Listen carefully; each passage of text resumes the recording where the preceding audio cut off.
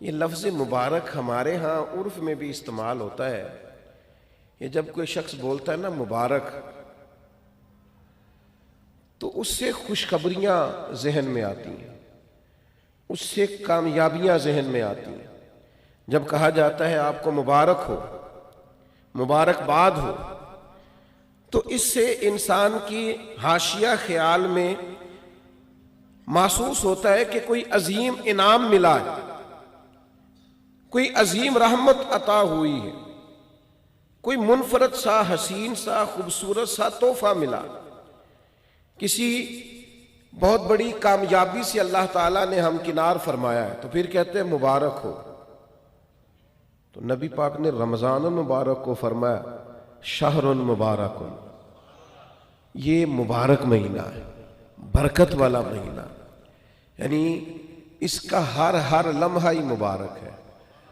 روزہ رکھیں تو پھر بھی مبارک ہے، افطار کریں تو پھر بھی مبارک ہے، رمضان المبارک کے اندر کسی کو روزہ افطار کرائیں تو پھر بھی مبارک ہے، اس ماہ نور و سرور کے اندر قرآن مجید تراویح میں سنائیں تو پھر بھی مبارک ہے، پیچھے ہو کے سنیں تو پھر بھی مبارک ہے۔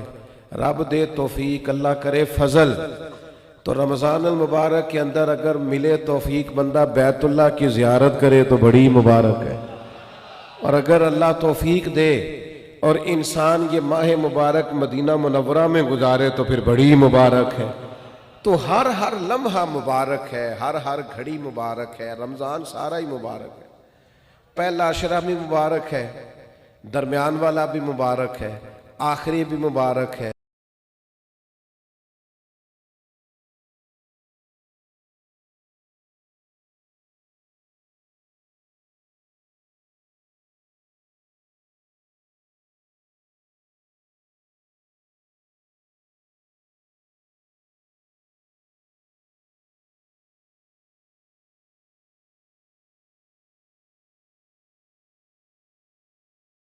جس میں مبارک ہی مبارک ہے، جس میں کرم ہی کرم ہے، عطا ہی عطا ہے۔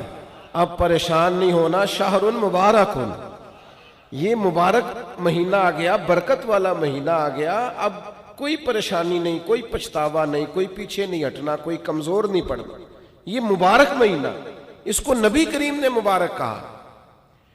تو اس کے لمحے لمحے میں آپ نے تصور باندھنا ہے کہ یہ مبارک دن ہے، اس میں رزق آئے گا تو وہ بھی مبارک ہی آئے گا، کوئی شخص ملے گا تو انشاءاللہ خیر ہی ہوگی، کوئی عمل کریں گے تو انشاءاللہ برکت ہی ہوگی، کہیں ہم اللہ کی رضا کے لیے کچھ خرچ کریں گے تو پھر بھی برکت ہی ہوگی۔ مہینہ ہی مبارک، اس کو نبی کریم نے مبارک کہا ہے۔